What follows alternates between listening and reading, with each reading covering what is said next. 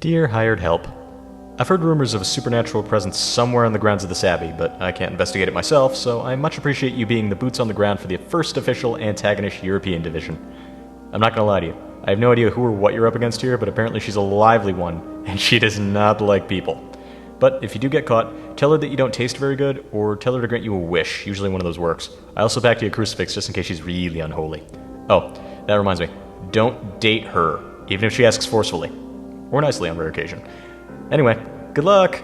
Make humanity proud. Antagonist.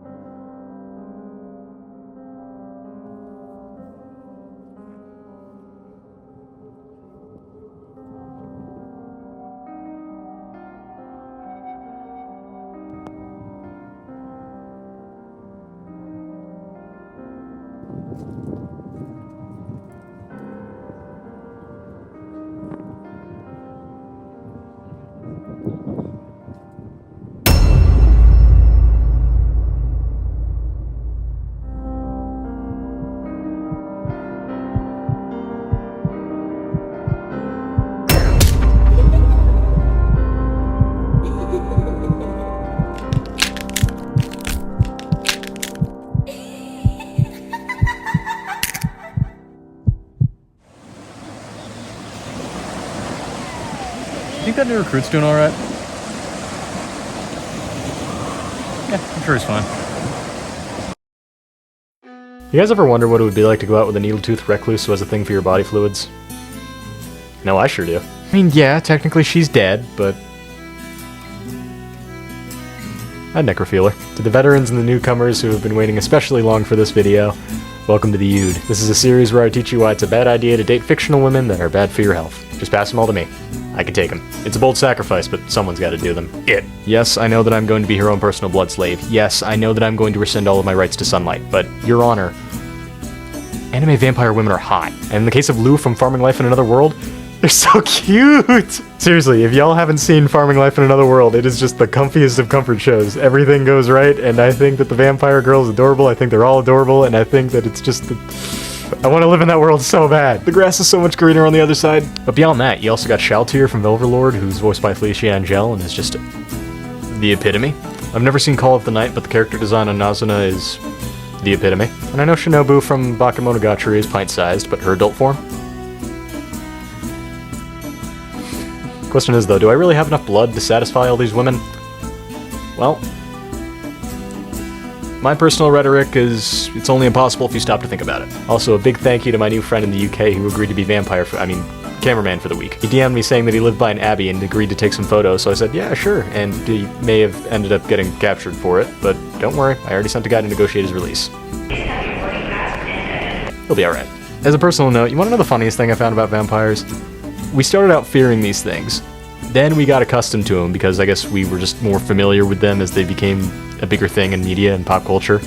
And then we fetishized them. And it doesn't matter if you're in anime or in Hollywood, vampires are always hotter, more cunning, smarter, attractive.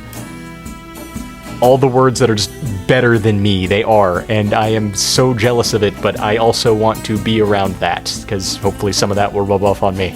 But back in the old days, not so. You wouldn't want any of that rubbing anywhere near you. The reasons for that I am going to get into right now, but before we get into the history portion, I'd like to start these by saying that I am not a solid researcher. I am just a guy who is really into monster girls, who just saw a couple of articles, thought that they were cool, and in this case, with vampires, a lot of it is going to be based off of knowledge that I know and is already framed up here and regurgitated to you in the most antagonist way possible. To be fair, there are a lot of vampires on YouTube already, so if you want a more in-depth view of vampires, go look at one of those videos, including some of the ones that I'll put in the description below, because those are good sources. So without further ado, let's get into why dating a vampire is a bad idea. Not like you needed a guy in a bathrobe to tell you otherwise. The vampire that we know them as a blood-sucking demon has been around since antiquity. Since the ancient period and since civilizations have civiled, there have always been demons that have been known to suck blood if you walk into the night and never come back. Some of these would include stuff like the chupacabra from Mexico, the answang from the Philippines, the even the Lamia from ancient Greece. Like, there are a lot of blood-sucking demons out there. But the vampire as we know it, that being the undead human that is going after other humans and sucking their blood, that's something that didn't come to fruition until mid to late medieval Europe. Even the word vampire didn't exist until the 18th century, because back in the medieval period they were just referred to as blood-sucking walking corpses, and unholy affronts against God, but we will get to that. Because another thing that I found interesting about vampires is that there isn't really a fanfic origin story about how they came to be. Like, the higher powers didn't come down and say, you, bat, you can now turn into a human and drink blood for a living, or anything like that. It was basically just a misunderstanding from people who didn't really understand how decomposition worked. I guess it would be more accurate to say that they didn't have an understanding of embalming for the lower classes and the peasantry. Because if you were one of the upper class elites or the clergy, there was a good chance that they would preserve your body in either alcohol or by salting it or by draining the blood. But people of the lower class and peasantry, they didn't have access to mortuary's assistant like we do.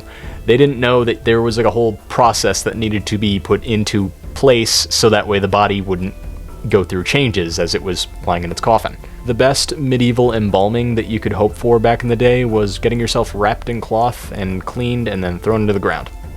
Maybe with a box if you're lucky. Then at some point, and this is what is believed to have happened, somebody's livestock would die or some tragedy would befall the land, maybe people would be suffering from famine, and they would be trying to look for a cause. So, in trying to find a cause, they would exhume the dead, open up the coffins, and they would find that these bodies that were just thrown into the ground changed drastically. Their bodies would be bloated as if they had just eaten something. Their nails would be longer, their hair would be longer, their mouths would even smile and blood would be coming from them, which corpses aren't supposed to do that. At least, not by their understanding.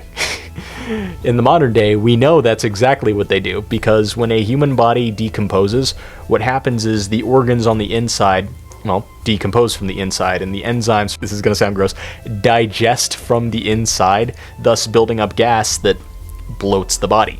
As far as why the fingernails and the hair would get longer, it's because as the skin, well, doesn't have life going through it, it starts to shrink and shrivel, thus giving the nails the appearance of getting longer, and the roots of the hair also getting the appearance of getting longer because the skin starts to shrink. This would also give the impression of why the mouth would look like it's smiling, because the mouth is drying up and going back into the cheeks. Due to the bloating, vessels within the body that still have blood in them could pop, and would usually try to find an orifice to leave once they did, that including the nose and the mouth, which gave the body the appearance of, well, blood coming down the mouth. So I want you to think about that for a sec. You're a medieval peasant. You haven't walked 7 miles out of your village. You don't really know how a lot of stuff works. You've never even seen a girl with ankles before. All of a sudden, the crops start to fail. And rather than blame the dirt or the soil, you start to look for other reasons as to why that might be. So you start exhuming dead bodies, and old Uncle Frank, I guess, that you buried about 5 months ago, is all of a sudden bloated with blood coming out of the mouth and is smiling at you almost as if he doesn't look a day over dead. You'd probably think that that was some unholy creature. This had the unintended effect of spreading like wildfire, as villages would hear about this and exhume their dead, only to find that these bodies had similar looks. And while it wouldn't be fair to say that everybody believed that these were walking corpses, because of course there were some people who had some understanding of decomposition and knew this is just what bodies do. But for some villages that didn't have any understanding of it at all, because cutting into a body would have been taboo just for holy reasons, it was more feasible to believe that these things were living creatures that sucked the blood of livestock and humans and caused famine and disease and were just kind of blamed for everything. And thus the creature was born, not really called a vampire yet, because again that wouldn't happen until the 18th century, but these walking corpses became mass hysteria.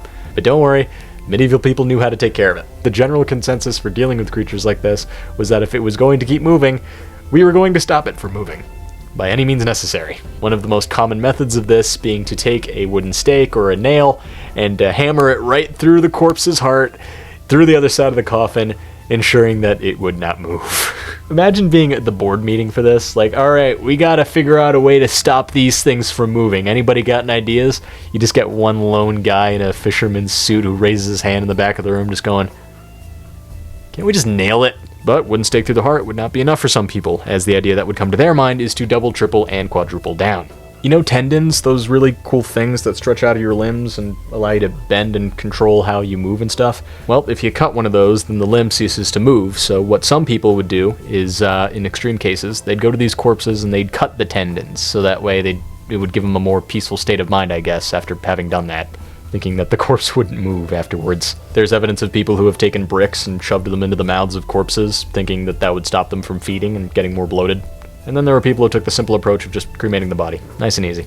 I didn't quite know where to put this in the video, but one of the articles I read suggested that one of the ways that they would try to detect if a village had a vampire in it was to have a virgin naked riding on a horse just ride through the cemetery. And I can't remember if the horse freaked out or if the virgin felt a chill and like pointed out a tombstone or something in the cemetery. They would then exhume that body, and if it showed signs of bloating or blood coming out of the mouth, they would nail it, or I guess they would probably still nail it either way just to be safe.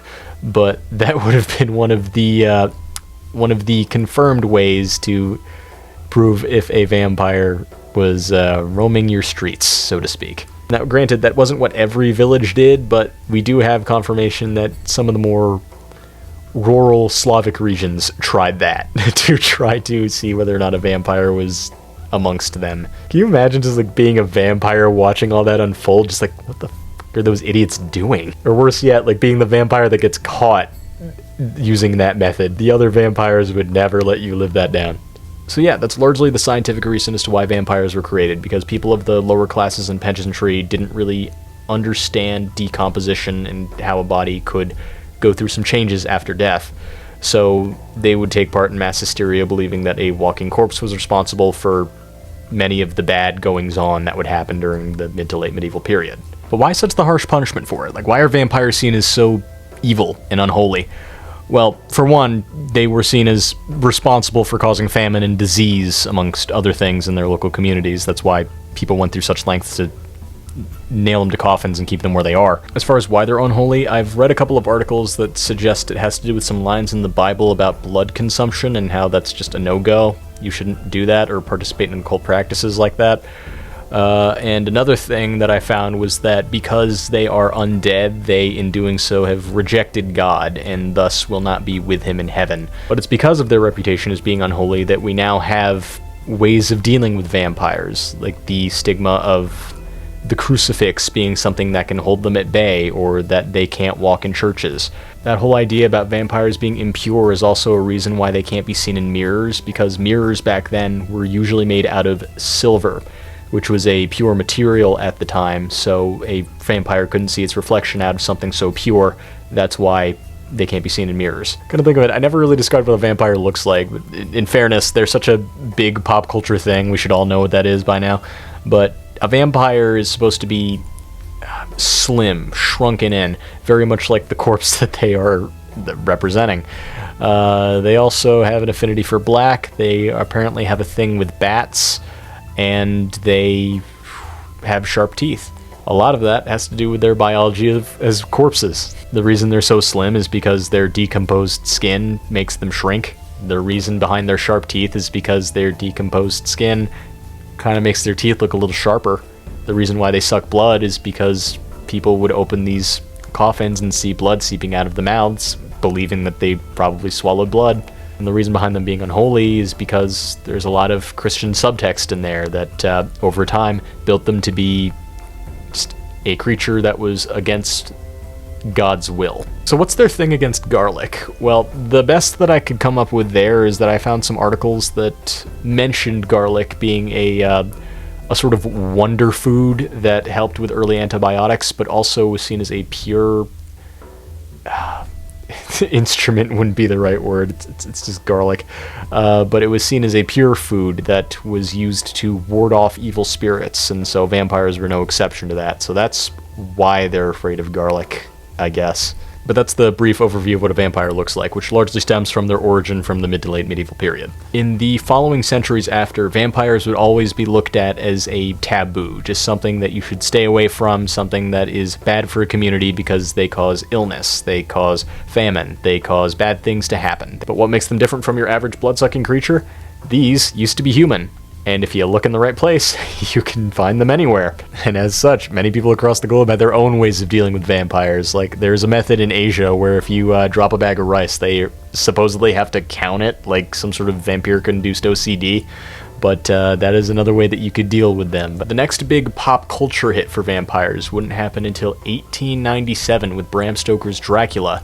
That was a thing that took the world by storm. A gothic horror about a Transylvanian count that moves to England to spread his curse and find man to feed on and do bad things. I'll be honest with you, I just read the synopsis of the book. I don't really understand what it's about, but what I do know is that that ended up being the inspiration for pretty much all vampire media moving forward.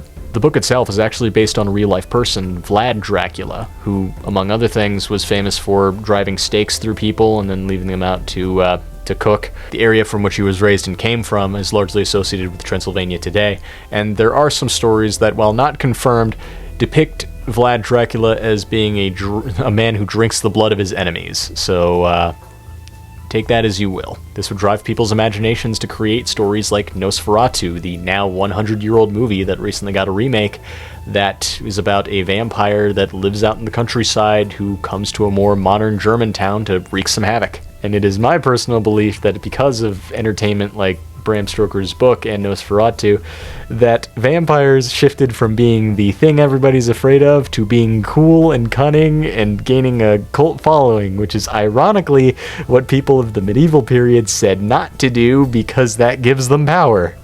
And boy were they right. Look to the modern day. You have Bucky's a vampire slayer, My Babysitter's a vampire. In anime, you have Rosario Vampire, you have Bakemonogatari, you have Hellsing. Just vampires are now seen as attractive and cool and better at everything. And I am sorry for breezing over a lot of stuff that happened from the 70s onward as far as vampires and pop culture, but there's just so much of it. Take your pick. It is everywhere. Vampire medium and content is still being produced to this day. In fact, I'd say that they are more popular than ever, and that fame is not going to die anytime soon.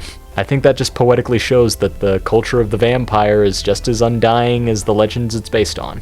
And if Kishot or Shaltir or Nazana or Lu are any indication of that, I hope that that does not go away anytime soon.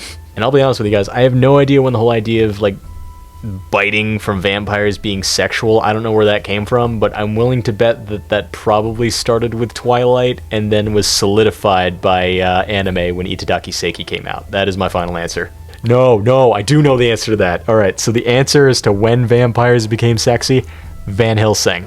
I think that's when it happened. Back in 2004 when that movie came out, because I remember seeing that movie as a little antagonist, and boy howdy. Thinking back, I think that's one of the first things that confirmed my lust for things that are not human. But now anime has taken that torch, and may that torch never fade. Now, despite that whole lore dump, there are some things about vampires that I might have missed. But luckily, I got in touch with a pretty good primary source that will help me fill in a couple of gaps. Thank you for coming on. It is a huge honor to have a real vampire here on the show. How are you?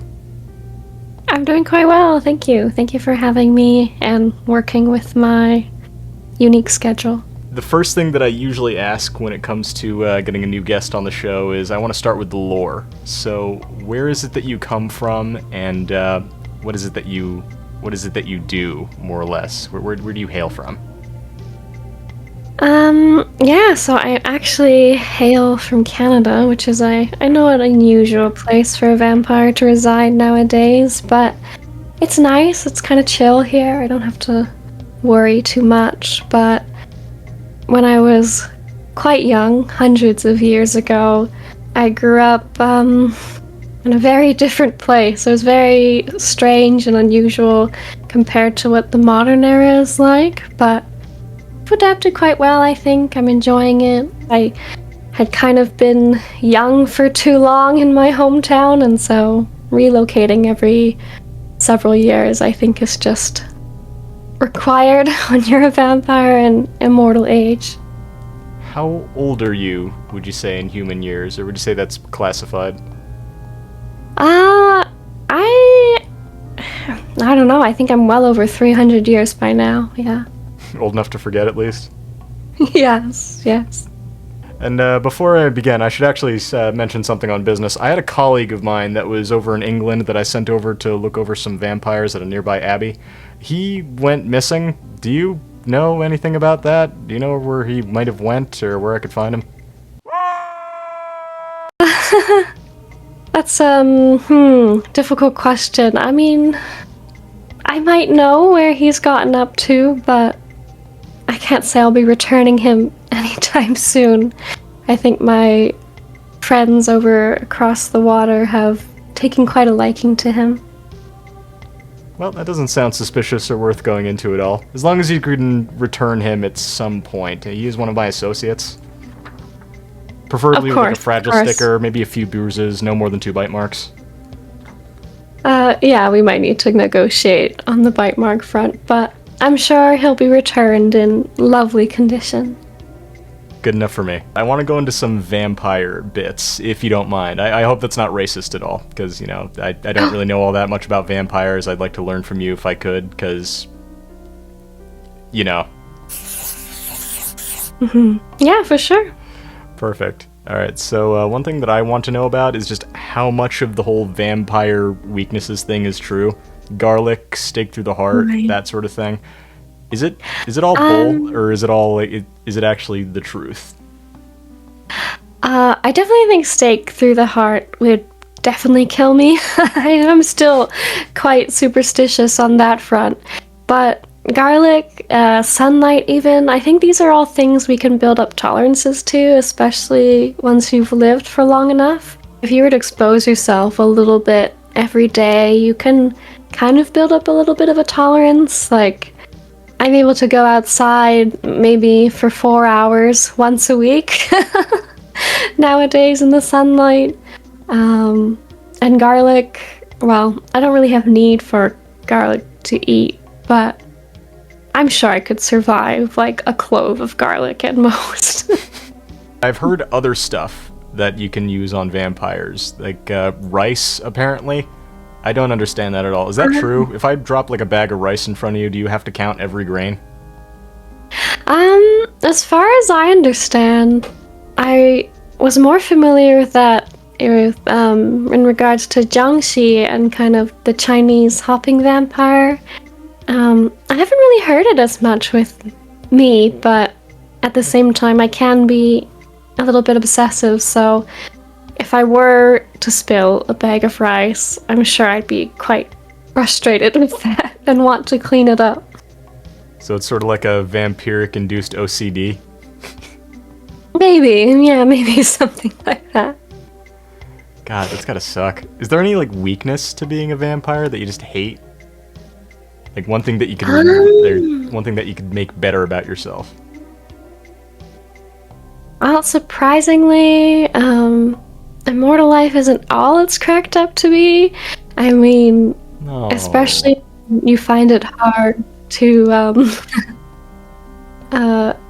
find other immortals to speak with and kind of have as lifelong friends. Eventually you have to make friends with more mortal creatures. Watch them age, watch them die. It can be quite tragic. But there's gotta be other immortals in the friend book. Like, I understand that it is tough, but like, it's always been my stance that immortality doesn't have to suck as much if you got someone to spend it with. Because if it's by yourself, like, of course, you have to see friends and family go, you have to see friends you make go. One of the plus sides, though, you get to see just all seasons of your favorite show come out at some point, so that's pretty good. Yeah. But yeah, otherwise, no, you're right. Immortality can suck in that regard. But I do always maintain if you had somebody else to spend it with, it'd be pretty cool. Yeah, so that's why it's just kind of like, I guess that's with streaming as well, has kind of opened me to more other long-lived creatures. You can find them everywhere online and at least have online friends, if not in-person ones. And I guess other ones that I've heard of. So the whole thing about not being able to be seen in mirrors, is that a thing that exists? Like, does that actually happen? Yes, learning how to do makeup without a mirror has been an interesting thing, but I think I've done quite well for myself. It's like a lot of feeling my face and trying to approximate what I look like. No, I gotta say, looking at you now, I'd say that you are very symmetrical. You've done very well, unless it wasn't intentional to put pink on one side of your head. But otherwise, I'd say you've done pretty good.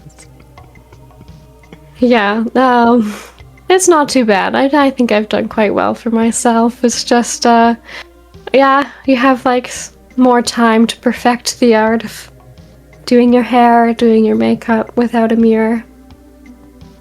Alright, and then the last big one that I could think of is just Christianity, or religion in general. Is that like, do you burst into flames if you enter a church? I kind of see you are in a church at the moment, so maybe that is wrong. Yeah. Yeah, so many years ago, I was a human priestess, and I was blessed with immortality and vampirism.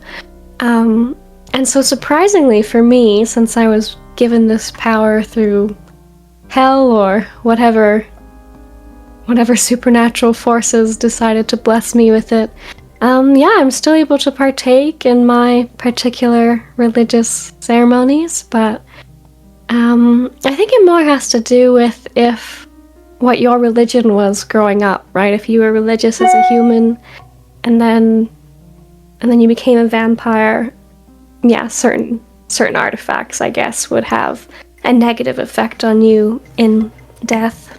So you had a previous life. You weren't born as a vampire.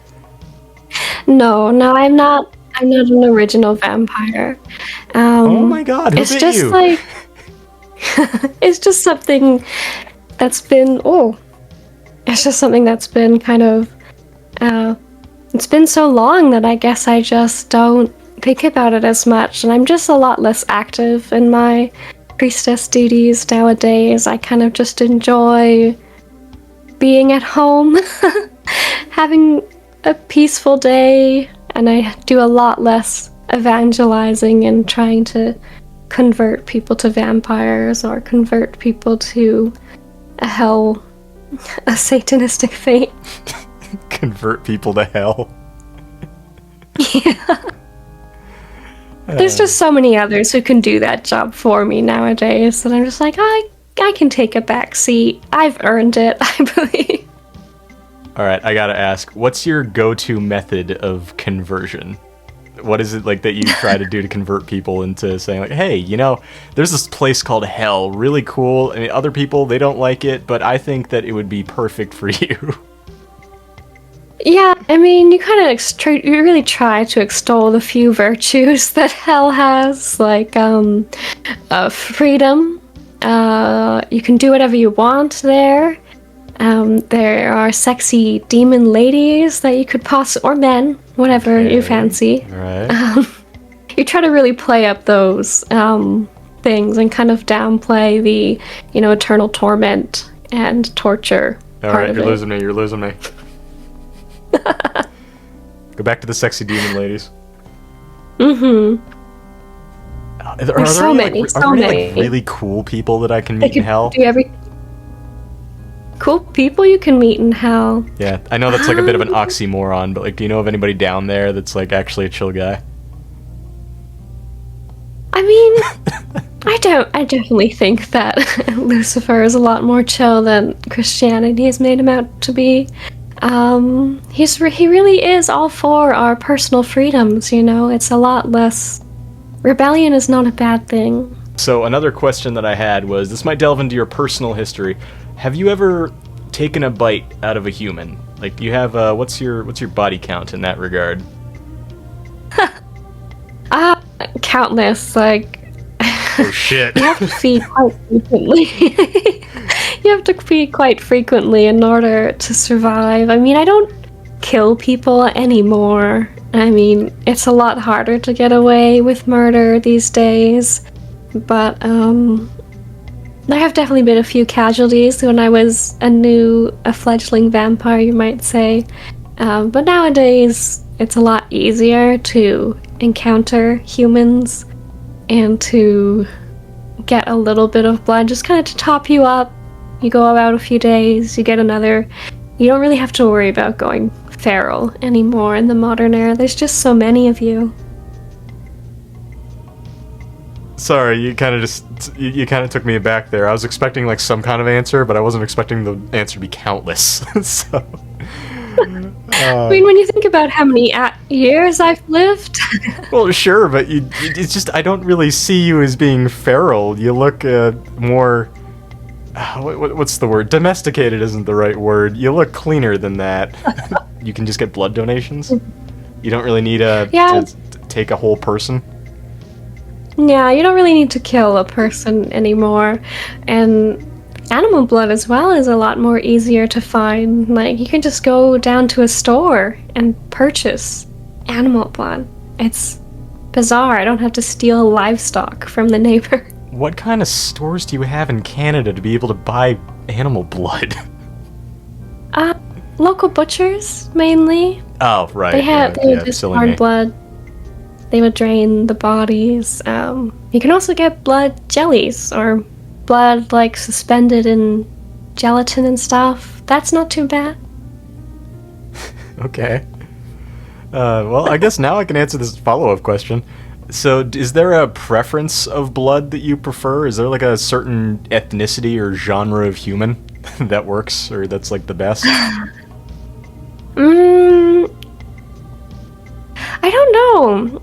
I mean... So, like, Caucasian, Asian people, Europeans? I think it's less about the blood itself for me and more about... Oh, something going on upstairs with my landlords. Okay, that sounds okay. Sorry. No, you're good. Right. Preference of blood. Yeah, so I guess it's less about the actual taste of the blood and more about the experience that comes along, right? It's a little bit more holistic, I guess. If, like, how much did this person resist, or how docile were they, or did they make cute sounds? You know, that kind of thing. I really like to enjoy the whole process, not just the blood itself. Oh my god, that's so sadistic. I am very sadistic, yes. That's something a lot of my viewers have come to know about me. Jesus Christ. Alright, so I have to ask this. I promise, doesn't mean anything. I don't mean it to mean anything, but I am Filipino. Mm-hmm. I have to know, where does my blood rank on, like, the universal blood scale? Am I, like, on the upper tier, or would you say that I'm on the lower tier? It's cool if I am, I just want to know. I think, for the most part, on the upper tier. If I'm more close in height to someone, it makes it a lot easier than if they're much taller than I am. Okay, alright. Well, hey, I'm happy about that. I don't even know my own blood type, but I am happy to know that I am one of the top tier blood compared to, or just universally, for other vampires. Mm-hmm. Right, yeah, another thing I wanted to ask, what's the hype of, what's the hype around Transylvania? Like, why do all the vampires want to go there? Is it just a good place to live, or do you know anything about that? I think it's just, like, it was a lot more rural when vampires were first really, looking for places to settle, and so the more rural it is, the easier it is to find some place to hide out and, you know, settle down, you know, find yourself a little cottage to hole up in, and less worry about, like, some humans knocking down your door, threatening to burn you, or tie you up to a pole and leave you out in the sun, that kind of thing. The more population dense an area it is, the more difficult it can be to live. So I guess vampires don't really like it in the cities then? They prefer just more rural areas? Yeah, more rural areas, but I mean, cities have their own benefits. I guess it's probably a lot easier to feed on someone and not have to worry about them ever recognizing you in the street again because there's just so many people. But that's just, like, I think, a matter of preference, but I definitely prefer more rural life myself. Any embarrassing stories of having sucked someone's blood and you just met them on the street somewhere? Like, oh, hey, yeah, sorry about that. I got a little frisky. I mean, usually I'm pretty good about wiping people's minds after, but... Wait. You wipe people's minds? Yeah, just a little bit of hypnotic suggestion to make the experience like they don't recognize details of my face or anything. But it can be awkward for me when I'm going to the coffee store and I see someone that I recognize, but they don't know me. So it's just a bit awkward on my end versus their end. I'm starting to rethink the interview. You're a lot more dangerous than I assumed you were. Please don't Yes, hurt me. I lure people in with my cute experience. So what would happen if somebody did recognize you? Let's say, like, you forgot to hypnotize somebody and they just recognize you, say, like, oh my god, you're that woman that bit my neck and sucked my blood. Like, what would be the protocol there? Try again, I guess, to hypnotize them. go a second round.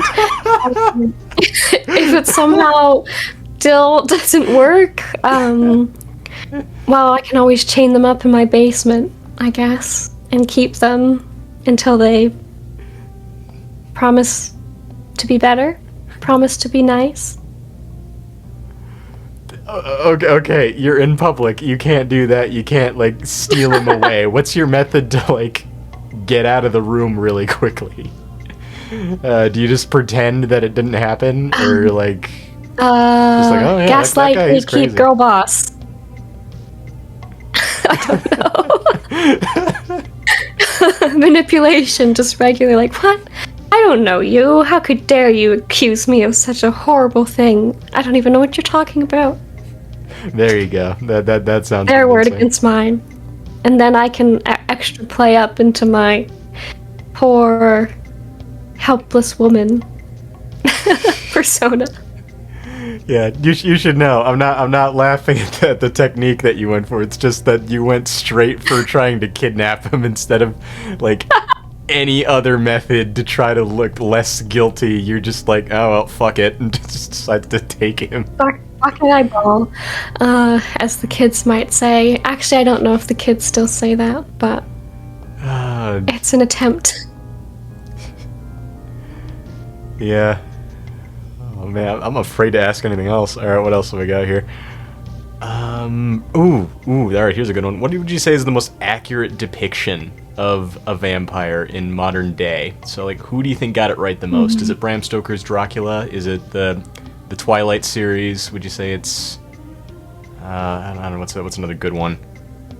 I guess Robert Edgers made a vampire movie recently. What was that? Nosferatu? Yeah, who did it best? Right. I still haven't watched Nosferatu, but I am. You have to. It is I great. have it on my watch list.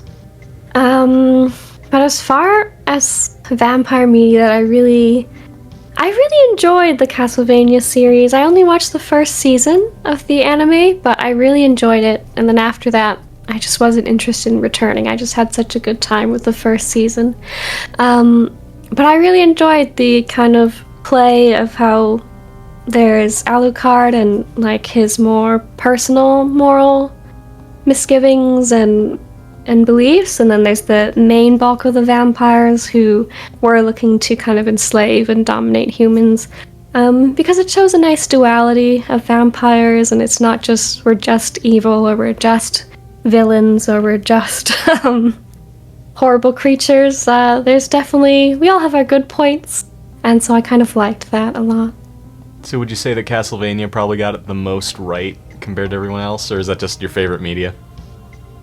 I think I just enjoyed the philosophical nature of it, but as far as, like, whether it accurately depicts, like, vampires in the modern era, no, because it's very fantastical, right?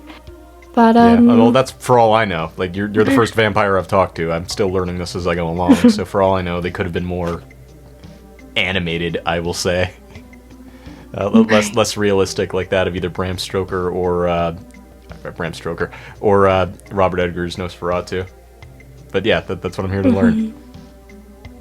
Yeah, I just think I enjoyed the duality there because there can be such different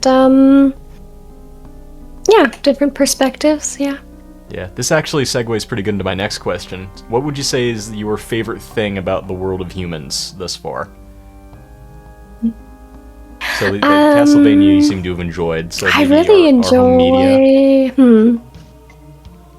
Maybe our music. Yeah, it definitely has music. Yes, I do enjoy music. I enjoy a lot of different genres of music, but modern metal music has been my favorite music to explore nowadays. It's very exciting and intense, and it can be surprising, and it kind of forgoes a lot of classical music tropes, and so that's can be very exciting for me. It can be unpredictable. I like things that surprise me because not many things can do that now.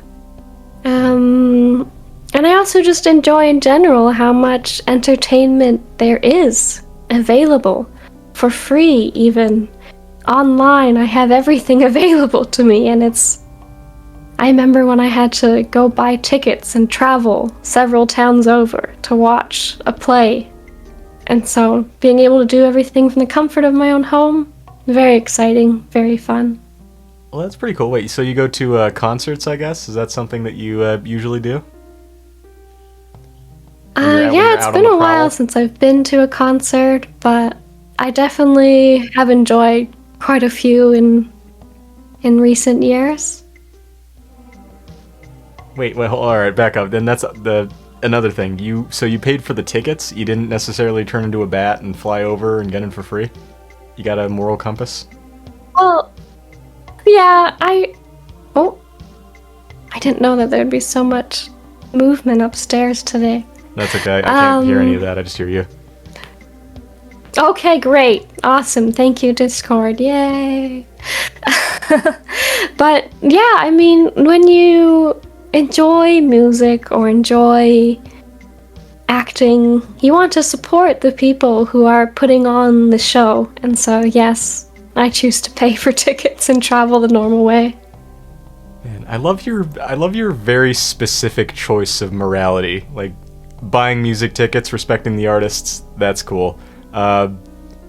Locking up some dude in the basement for acting out and saying that you're a vampire. Also okay. Also fine. okay. Also checks out.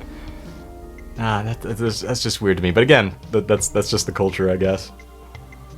Mm-hmm. I guess on the flip side, Yeah. what's something really weird about humans? What's something you find vexing about us that you don't really understand? Maybe I can shed some light on it. Like, I'll tell you one thing that I don't understand about us. Modern art. I'm not very keen on that Oh, one. really? Yeah. No, it's very just, like, black rectangle on a white canvas that's somehow worth millions of dollars. I still don't understand that. Oh, like abstract art and stuff, right? Yeah. I can handle some abstract, but when you duct tape a banana to a wall and say it's worth millions, like, you lost me. That's not art. That's just lazy.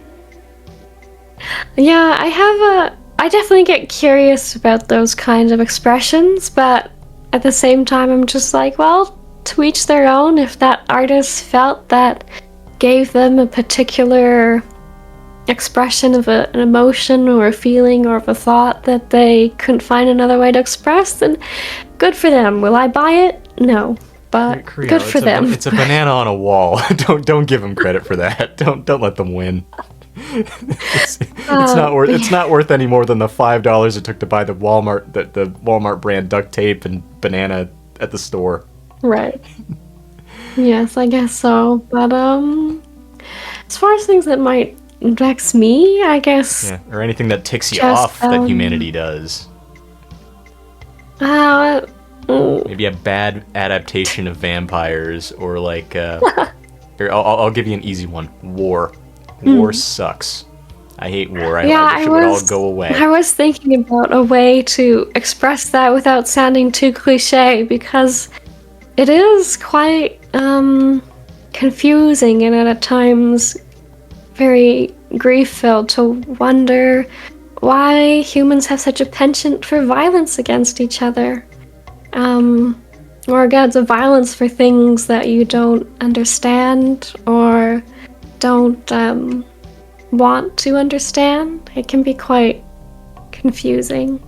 I'd say it's mostly just out of fear and greed, but like, yeah, so vampires, they don't have war? They don't have that sort of thing? You all just get along pretty well? I mean, I think it's more just because there isn't, like, as much as humans probably wish there to believe, there is, like, some underground vampire society where we all, like, mingle and hang out and know all of each other. There really isn't. We're a lot more isolated nowadays. Really? And so, coming across another vampire in your day-to-day life is a lot less common. We kind of spread out all across the world. Maybe urban vampires have more problems with this of like territorial disputes, but I have not encountered other vampires in my particular neck of the woods, so I guess I've kind of extricated myself from some of that fighting that might go on. Wow, that's so weird. I always thought there was like maybe a secret system underneath where the vampires could talk, I guess, or control world governments. Maybe not all the way to the extent of controlling governments, but I always thought that there might have been just some sort of underground with you guys as, you know, kind of doing your own little society thing, but I guess not.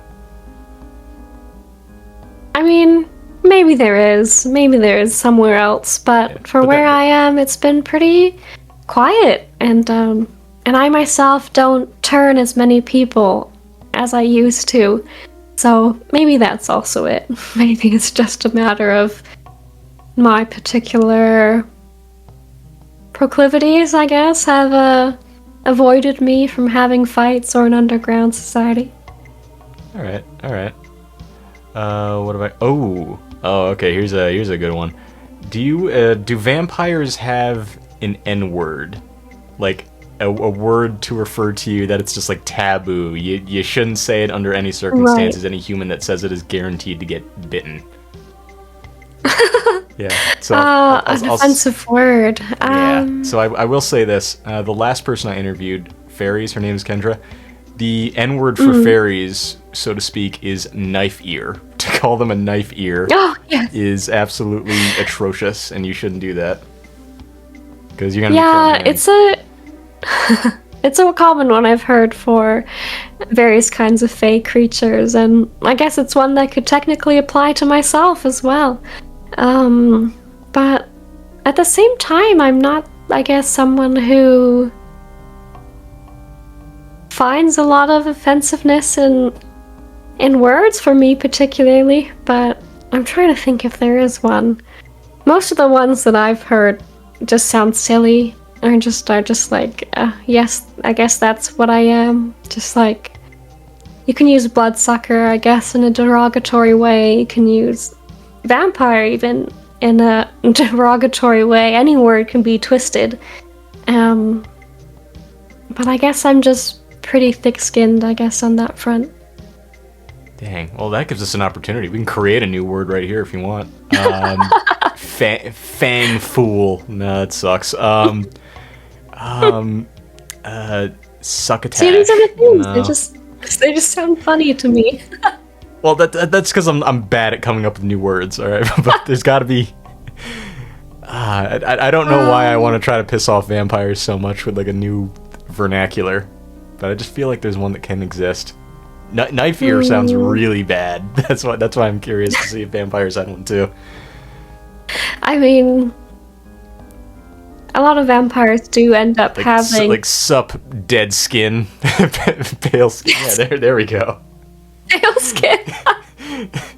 Even that, I'm fine with it. I mean, it's been so long as a vampire that I've become quite into other sentient undead creatures, and so I really don't mind. I don't know. That's Sure, you do you, blood bitch. yeah. Like my anime husband is Einzel Gown from Overlord, so I don't really mind. Wait, hang on. Oh, shoot, I gotta plug in my computer real quick. Hold on. We're not leaving that thought though. Here, I think I have a toggle somewhere. For my body pillow. It's really You have a body fun. pillow of Ein's? Yes, I did. I made it just for myself. Here it is. That's so good. That's so good. Of course, in his that figure, bedroom robes. that hourglass figure. Holy smokes! Mhm. What a hot tamale. He's more snatched than I am. Plus, just the voice behind Ein's. You just have to. Are you more of a sub or a dub fan? I mostly watch subtitled, yeah. Oh, I'm more of a dub guy, but the guy who does the dub, he sounds British when he does it, and he just has a weight, like an authority about him that just makes Ein's feel so. There's no other way to put it, but it's good. Yeah, it's good. yeah. We'll put that away for now. But yeah, that's the same reason. It's just, I don't know, a powerful voice, strong magical powers, being a skeleton. These are the things that it takes to win my affections. You know he's already got a vampire in his harem, right? Like, how are you gonna compare to, like, Shaltir, I think her name is. Yes, it is Shaltir. I can replace her. Good luck! I've seen the episodes. Can you fight? Do you have magic? Can you It's shoot been a beams? while, but I'm sure I'll find a way. Nothing beats determination and a woman in love. I'll tell you what beats it. Overwhelming strength and power and magic. Good luck. No. And I will say this. This is fighting words, because Shaltir is actually voiced by Felicia Angel in the dub. She is one of my favorite voice actresses, and I gotta say, I'm more of a Felicia Angel fan. You have an amazing voice, mind you, but I'll stick with her, because you know what? You showed me your body pillow. I'll show you mine. I have a Miku Nakano body pillow that I use to help me sleep at night. And then I got one more for myself, and then we can either go on to hypotheticals or just the fan questions, because we have been at this for how long? Like a half an hour at this point, maybe longer. Yes. Oh shoot. 40 minutes it looks like. Oh shoot. All right, we better cut it soon then, just in case. But yeah, another question that I have is: are humans very much a threat to local vampire populations, or is it very much the opposite? Do we even stand a chance against you with our military and our governments and everything? Oh, military. Well, I mean, if you were to mobilize a full army against a handful of vampires, I definitely think we would be disadvantaged, especially if you equip those military with the proper tools. But as far as like in day-to-day life, I don't find humans any sort of threat. But an organized military force, maybe I would be scared of that.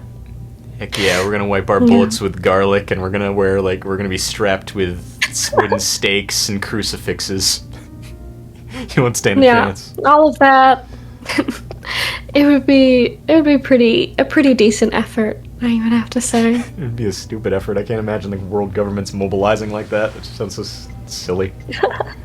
But that actually leads me into my hypotheticals as well, because something I also do is I usually talk about just if vampires existed, or I guess if they came out of hiding in this case, because they're everywhere according to you.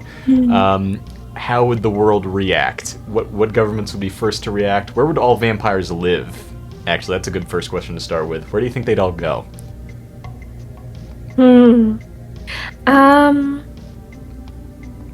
I definitely think that a lot of us would retreat even more rural than we might already be. we might finally form a vampire society or, vampire town so that we can protect each other and take care of our own.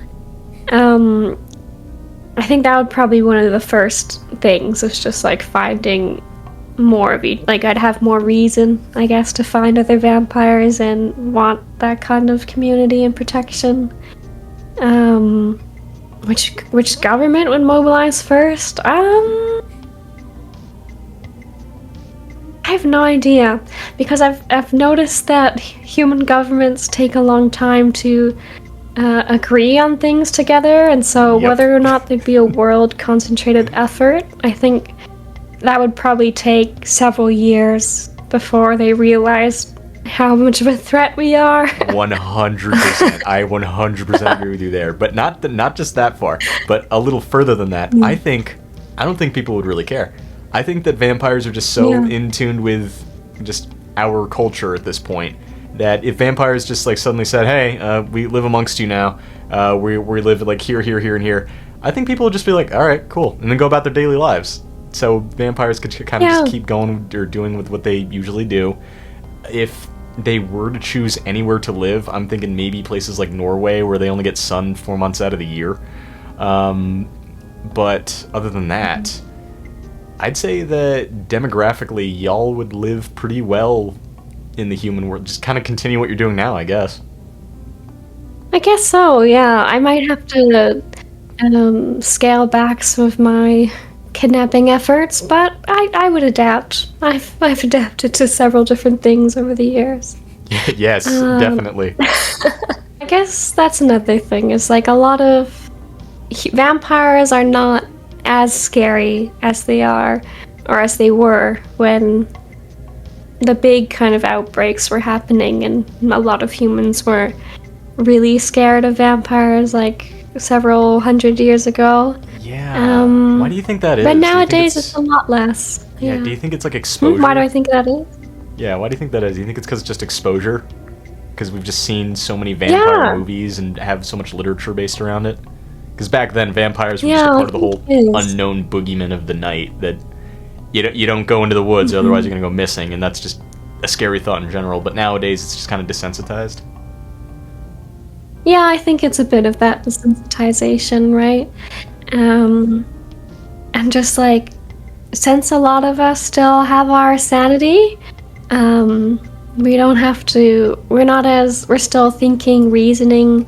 I don't think any of us are going around blood-starved and thus going feral and killing tens of people in a day, right? And so, yeah, I think we're a lot less threatening on that front in the way that I think we were a while ago. Man, imagine that. Like, we started out fearing you, then we eventually got used to it, and then eventually fetishized it over the span of like 300 years.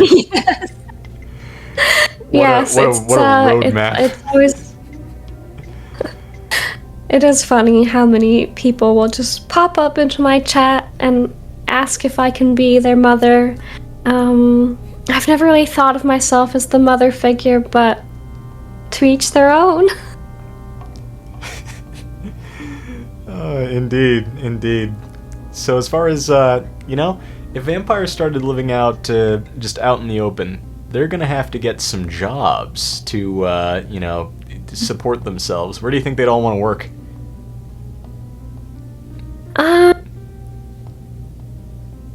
Yeah, I guess, like, if vampires are out in the open, the jobs that I think we could really excel in are, probably in diagnosing blood disorders, like in hematology sectors.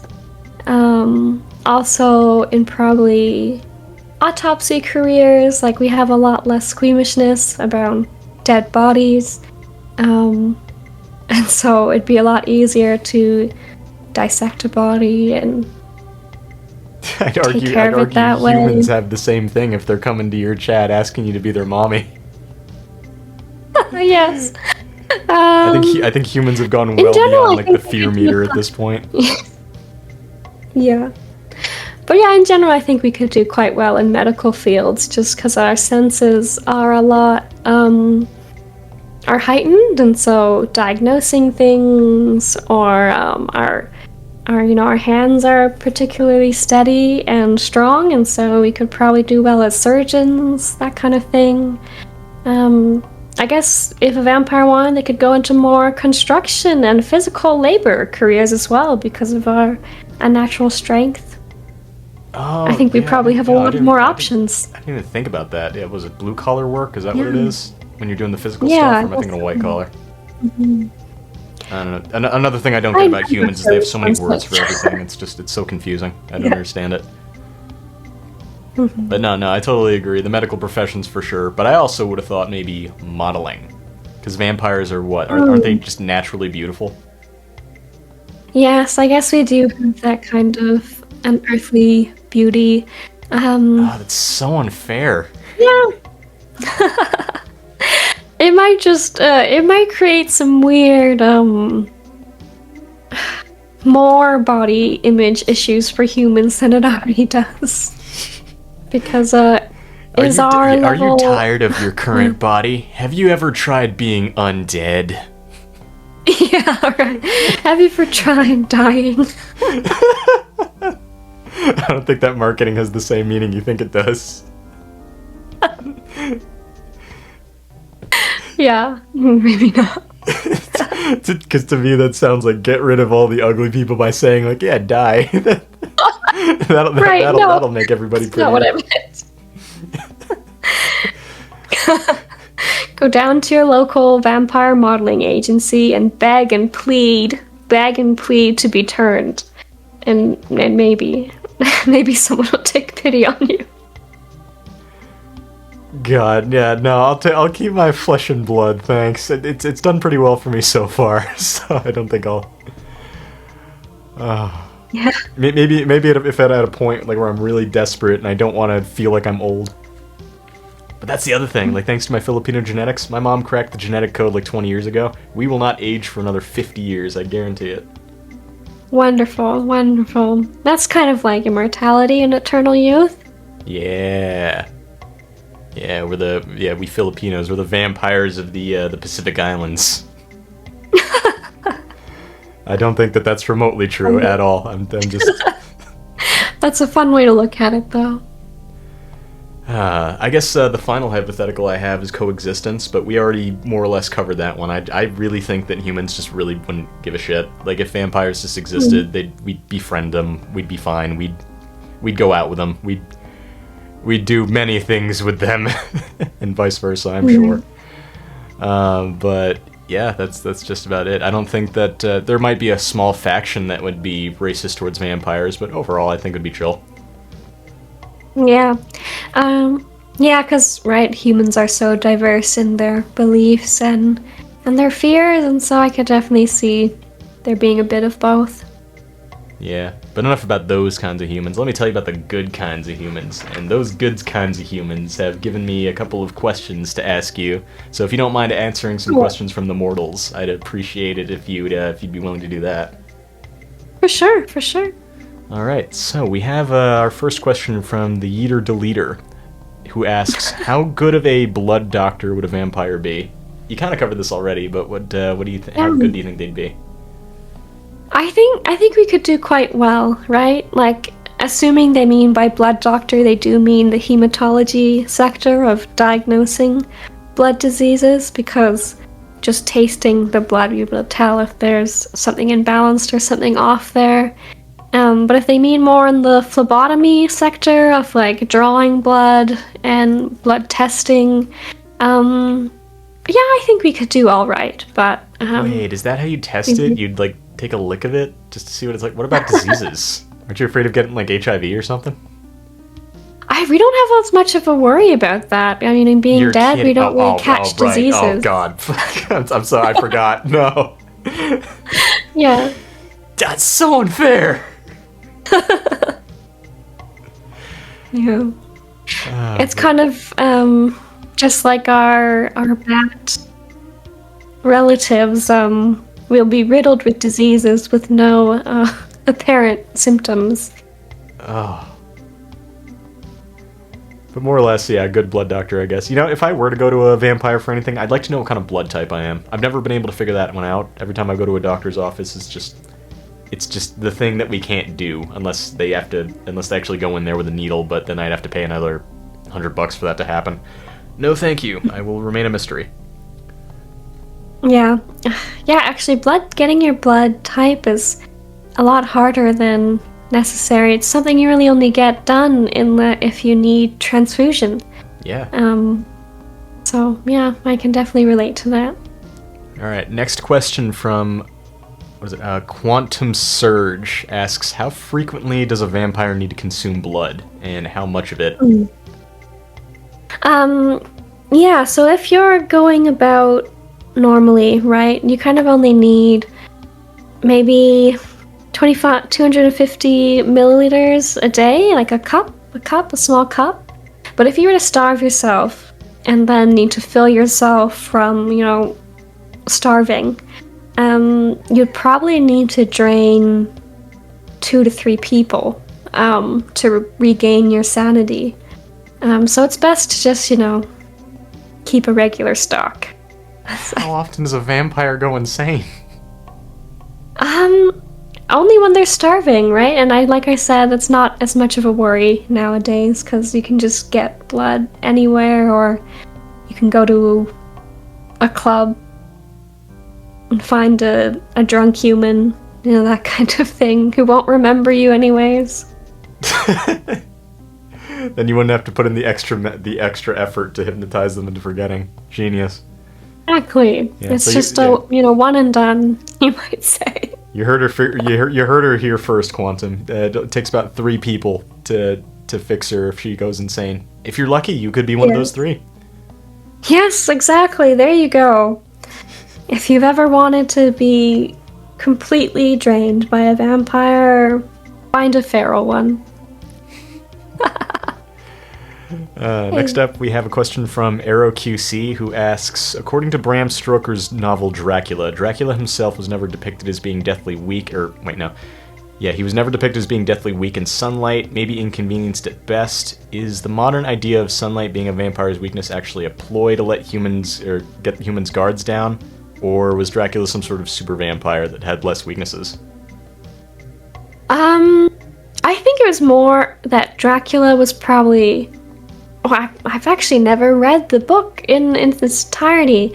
Actually, yeah, that'd be a better question. Do you think Dracula's real? Like, was he a real person for you guys? Maybe he could be, right? I've never met him. If I did meet him, it would kind of feel like meeting a celebrity, I'm sure. But I kind of have a feeling that he might have just been alive for a lot longer than most vampires, and so he probably built up a really good tolerance to sunlight. Just like how I'm able to go out for a few hours each week. Maybe in another 500 years I'll be able to go outside for even longer, right? Several days at a time, I don't know. Hello, kitten. Yeah. Oh yeah, that's something I should specify. So you have a human, no, not a human. You have a cat. You have you have your own. I have a cat. I was about to say you have a human pet, but that's not correct. I have those too. Yeah, so that's the other thing. I didn't know that vampires had enjoyment in like animal companions as well. That's pretty cool. Oh, I mean, they're just quite nice. They don't really discriminate, and as long as you feed them and give them attention and love, they don't really care that you're dead, it seems. Yeah, aren't animals the best? Yes. But yeah, no, sorry to derail you, ArrowQC. I just had to bring that one up real quick. But yeah, no, that more or less answers your question. If with age and experience comes greater strength, I suppose. That makes sense. Exactly. Next up, we have a question from Nabitarabi, who asks an 18-plus question. Can I date or befriend a vampire girl? And what are the costs/benefits and/or trade-offs of it? And again, you can say like classified if you don't want to answer it, but what do you I'm fine. I could explore that as a hypothetical. All right. So, yes, if you find a vampire and you befriend her and then eventually, get to the point of dating her, some things you might need to realize is that you will be her personal blood bag, like first and foremost, right? And Yeah, so you I doubt need that would be a to problem for be whoever's always on the receiving willing, end. always willing to give your blood. You need to be in good health, exercising, eating well, hydrating, so that your blood you have a great quantities of it, right? And so that you don't have too much imbalances. So the healthier you are, the more chances you have of attracting a vampire who wants to return to you. Ooh, that's something I didn't yeah. think about. Yeah, if you want a vampire girlfriend, you gotta work for it. Because you can't just, Yeah, you can't just like be obese with oily blood. You gotta like actually stay healthy. Because that's the snack that you have because to that will provide. be the best taste. Man, no, that's cool. Anything else in that regard? Or Um, anything that you could think of, like maybe the pros of having a vampire girlfriend versus like a human? Pros. Those nasty little buggers. I guess she'll always be beautiful. If we want to look at a more shallow perspective, you don't have to worry about mood swings. I guess we don't really have the issue I just came up there. with a bad one. You won't have. We can be quite insatiable in other means. So that might be a pro or a con, depending on your personal desires, I guess. All right, yeah. So I'm gonna ask my really bad question. You just shoot me down. You just say classified if if you don't want to answer it. All right. Can vampires get pregnant?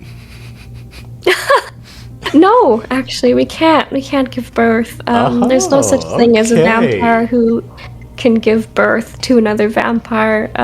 It's more like just a curse or a disease that gets passed on. Cool. All right. So yeah, you use your imagination there, not Nabatarabi. That's all I can tell you. But no, really good insight. Thank you. Next up we have a question from Dylan Chrisman, who asks, "Is it only blood that works, or do other body fluids work to give you sustenance?" Right, yes, I did see this one in the post because I was curious about what questions were there. And I have to just pose one question back, and which body fluid is it that courses throughout your entire body, feeds oxygen to your organs, to your brain? Which is it that actually gives life to your entire body? It's blood. It's not the other thing that was It's not mentioned sperm, in that huh? comment.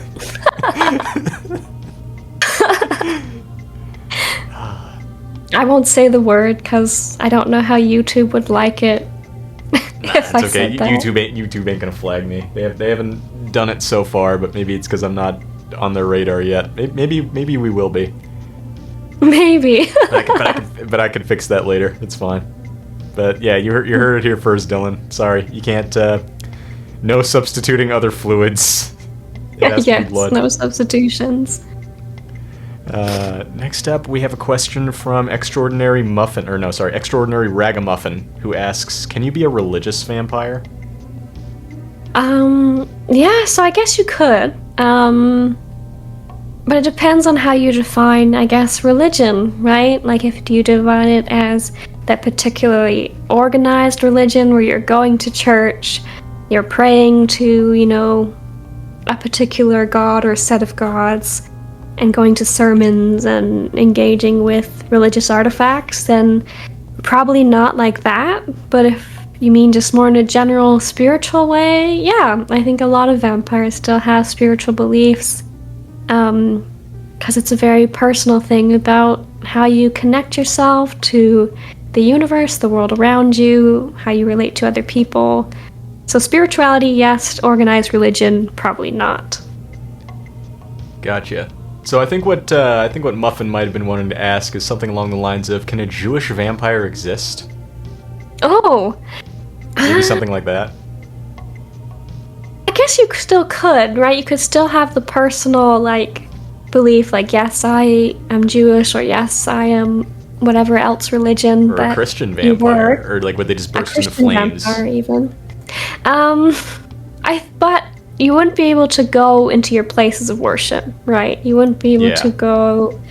You probably wouldn't be able to wear a cross or symbols of your faith anymore, but you could still have the personal belief. That makes sense.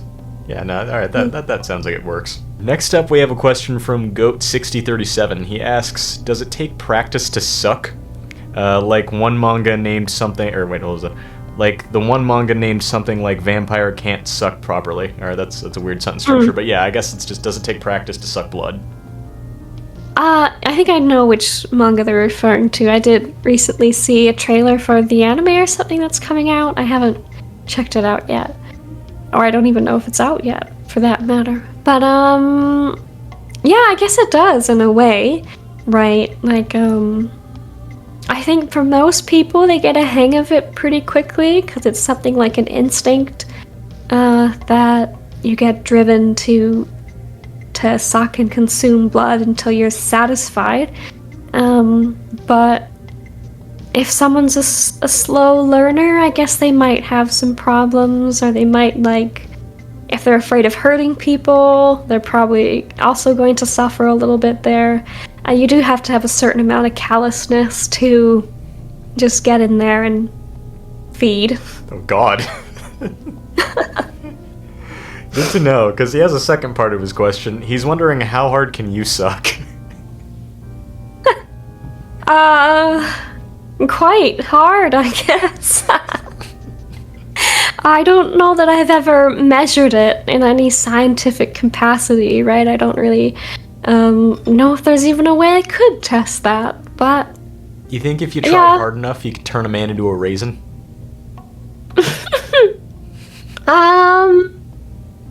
Maybe. It's been, I mean, I wouldn't even have need to drink that much blood right now, but hypothetically, I think I could. I think I have the ability. I think I have the power. It might just take some hours, maybe. Can you imagine like a vampire frat party where they're just like hanging a human upside down, just saying chug, chug, chug, chug? I think, like, how would I make that the most efficient it could be? And yeah, I guess inverted is probably the best. Whatever the case, yeah, no, all right. So there's your answer, Goat. She can apparently, she's good at what she does. Next up, we have a question. I'm quite proud of my abilities. Oh my god.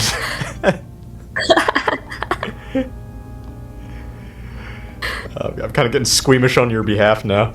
Next up, next question we have from Eric Gonzalez, who asks, the act of sucking or drinking somebody else's blood, is it meant only as a, can it be meant as a form of attraction towards the recipient of the bite?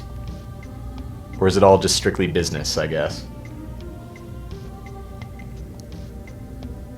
I think this comes down to personal preference. For me, it is a bit more of a whole experience, right? It's not just about feeding and satiating my hunger, but I want to enjoy the experience. I want to... having a pretty face to look at, you know, or nice muscles to grip, right? These are all just bonuses that might come along with the act of feeding. If they whimper, if they resist, these are all kind of even more fun bonuses that might come along with it. That might entice me to come back another time. Come back? You can feed off of the same person more than once? Like, I guess you can if they... A few days, right? I could come back, like, I'll make a mental note of, like, this person was experienced. I'll be coming back. Suddenly really glad I don't live in Canada. It's a lot more dangerous over there than I would have expected. God, no. Thank God y'all have like universal health care, right? is that what something? Yes, Canada has? exactly. It makes it more responsible of me to live here. They don't have to worry about paying for blood transfusions. Is that why you're in Canada? So the damage can be like That's paid for by the government, so you could just like walk away. I just imagine after you're done sucking somebody's blood, right? You just like start skipping down the sidewalk, carefree. Yeah, I don't have to worry about them getting medical care. Just call 911 on their phone and then leave. I'm good. Peace. God, like if I were you, I'd be worried about just paramedics getting suspicious. Like, oh, this is the third person who's gotten sucked this week. What is this? Yeah, maybe. But that's sometimes why you travel out of town, right? To feed. That's what I'm saying. Surely there's a trail. There's got to be some sort of mark that leads back to you. I'm on to you. No, I'll never. tell the world. Never. I'll expose you for what you are. Oh, God. Next up, we have a question from Ben Jover, who asks, why do so many vampires seem to live in these really big buildings? Is it like it's always a castle or a manor or something along those lines? Why is it that they do that? Do they even now? I think you're in a big cathedral? Yes, what is it with you guys with big buildings? Also, hello, Ben. Ben is one of my viewers. Yeah. I think it's just you like your personal space, right? Especially when you're someone who has to stay home for a long time, you kind of want your home life to be perfect, to be beautiful, to be wonderful. And so having a large home to haunt and wander around is just nice.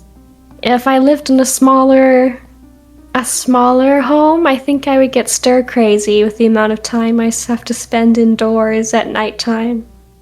God forbid a vampire should go crazy. We all know what happens in there. Exactly. All right. And his follow-up question is, what's the freakiest thing you've ever done? Thanks, Ben. Freakiest thing I've ever done. That's such a great question. I have no idea. I have no way to quantify my freak level. I do think it's quite fun, freaky fun, that I hypnotize tens of people on a live stream regularly. I think that's quite silly and fun and a little bit freaky. My audios on other sites can get quite freaky. I'm working on one right now that it's good. That's all I'll have to say about it for now. Oh, that's one of the not safe for work stuff, right? Yes, exactly. It is also vampire themed, so it'll be a good one, I think. Nice, throwing in shameless not safe for work advertisement in the middle of the interview. I like it. Oh, exactly. I have no shame, I guess. The last question we have is one from Stupid Seraphim, who asks, what would you do if someone spilled an entire bag of rice in front of you? Oh yeah, we covered this one more or less. Would you actually count it, or would you just confirm it again for the guys in the back? Just what would you do if I just dropped a bag of rice in front of you? Clean it up. I would want to really clean it up, but would I count it? No. I don't have time for that. I have more important duties. But I would clean it up, because I hate the idea of stepping on little rice grains with my bare feet. Also, what a waste of rice. I'd probably reprimand you for wasting food. Tisk tisk. Yeah. What the heck, Seraphim? Why would you drop rice in front of Creo like that? That's not cool, man. Exactly. Pick it up yourself. How about that? Yes, Hypnotize please. you. Pick it up for me. Anything you say. With that was the last question. So thank you very much for answering questions from the mortals and also being here on the You'd, the You Wouldn't Want to Date series. That really means a lot. I had a lot of fun here. It was really fun, and I'm glad that my first collab was something really fun and engaging. I had a really good time. Yeah, is there anything that you'd, before we go, is there anything you'd like to plug? Say your socials or any credit towards your model or anything like that? Yeah, so my model, rigger, and illustrator is Suika. This is her customizable VTuber model. I think I did quite well customizing it to be something a little unique and fun and personable. But as for my socials, you can find me at Kreobite on Twitter, Blue Sky, YouTube, and Fansly. And yeah, I don't know, join my Discord if you would like to hang out with me and the creatures. My first cover is coming out this weekend, but by the time this video's out, it'll already be out, so go listen to it right now. That's all I have to say. Alright, sounds cool. No, it'll be interesting to see how, by cover, you mean sing, right? Like this will be your first song? Yes, metal cover. I do cool. metal singing. I have a quite intense black metal growl. Yeah, oh yeah, what song is it going to be? Is it going to be, are you going to go for heavy metal? It's a Maybe something metal a little softer than rendition of a Japanese idol song, so a Phantom Sita song.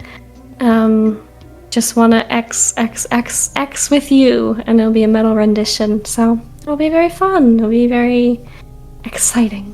Sounds like everybody be there. Be prepared. Be there or be square. Exactly. Yeah, not gonna lie, when you were putting in your socials, I half expected you to say like, oh yeah, you can find me at like this miscellaneous location far away from where anybody can hear you scream. Too, I guess. You can find me in the basement where I keep all the creatures and take care of them. You can find me in the basement. I'm done. All right, well that is great. We can cut it off here. Thank you again for coming on. It really was that you got a couple of laughs out of me. This has been awesome. Bye bye. Bye bye. Thank you. Bye bye. Okay, sorry that was like an hour, but you guys can't admit that she's not cute. And informative. Vampires are now like 10 times more dangerous than I would have first assumed. So at the end of the day, are vampires dateable? Yes. You still wouldn't want to, though. But weird as it is to say, I feel like as a human, you would get a better shot dating a vampire girl than just being a vampire yourself. Because as a human, you are the thing that she needs to subsist on to live, right? So maybe if she can hold her powers back, you can still remain human. You can try to make that work to the best of your ability, but then there's the idea of she's immortal, you're not, so you age, and eventually you're a part that needs to be replaced. And that feels sad, like, especially if I get an attachment to her. I don't know if I'd be able to handle that kind of a rejection. That is, unless you have overabundance and charm and charisma like I do. And you can hold on to a vampire until maybe your mid-90s. Filipino body, baby! But that other thing, vampires not being able to get pregnant. I mean, take that as you will, but eventually I'd like to have my own offspring someday, so that way I could teach them all the plethora of information within my noodle. Bless my children. But yeah, no, that does put a damper on things. I'd very much like to have my own kids at some point, so a vampire not being able to do that is a definite con. But let's be fellas for a second. Let's say that that's a good thing. Can you imagine how great the sessions would be? Like, if we were to do it while floating in zero gravity? What is that like? Also, being a vampire, she's got to be into some crazy stuff, right? Like, super kinky. Undead kinky. This actually raises a couple of questions from me. Like, stuff that I couldn't ask Kreo.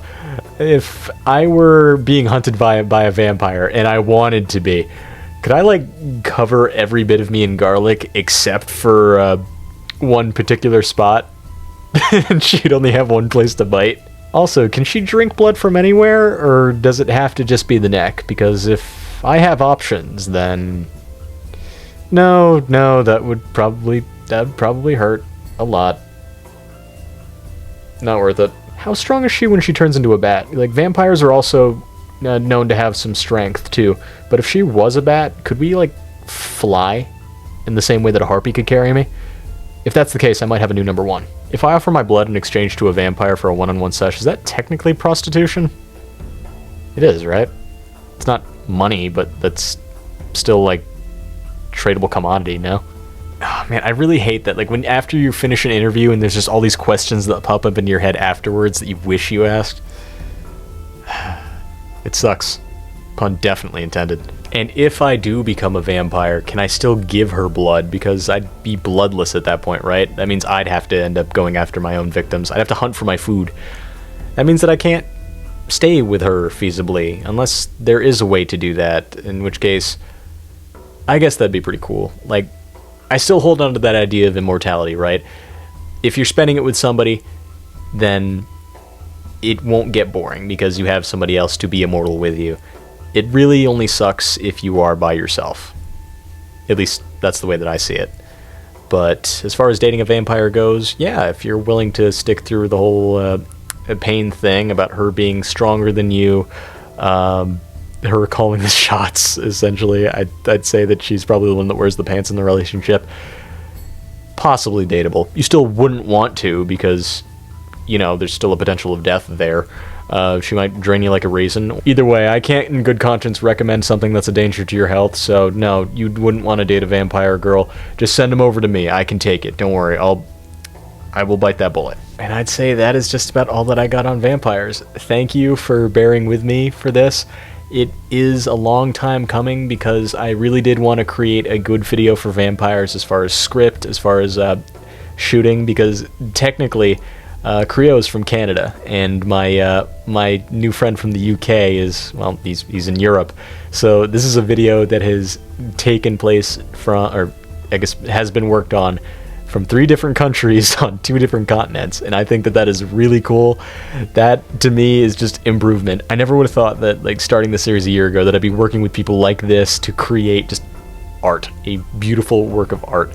And while it is a long form of content that might not see a lot of eyes to it, I still think that it is still pretty cool, and there are still a lot of you that still watch to the end of these videos, which is still remarkable. Thank you for that, by the way. It's a trip. Also, as another tidbit that I feel like I should add, I told you guys to give Kreo no mercy with those questions, and albeit a lot of you were G-rated. Now, there's nothing wrong with that, but I assumed that a lot of you would go the rated R route with this, and I guess I'm pleasantly shocked that you didn't. I don't know what to think. Like, I'm glad that you guys aren't, or I'm glad you guys don't seem to be as degenerate as I am, but at the same time, when I say no mercy, I mean no mercy. One of these days, I want to interview a succubus. God, that'll be fun. And when I say no mercy, I want you to hit her like with all the questions that you got, because a succubus is, you know, made for this sort of thing. So I think that it would be fun if we did one of those questionnaires like that. But hey, don't let me stop you. If you want to be more wholesome than that, be more wholesome than that. I guess I'm just weird. Again, thank you guys for sticking around this long. Follow Kreo. She is really sweet and does some ASMR that helps me sleep. And Lukas, he is going to be an upcoming YouTuber who wants to do videos like this for his own channel in the future. So give him some support as well. If nothing else, he's an antagonist associate, and we take care of our own around here. But anyway, happy Halloween. That's all I got for you. Sayonara, suckers.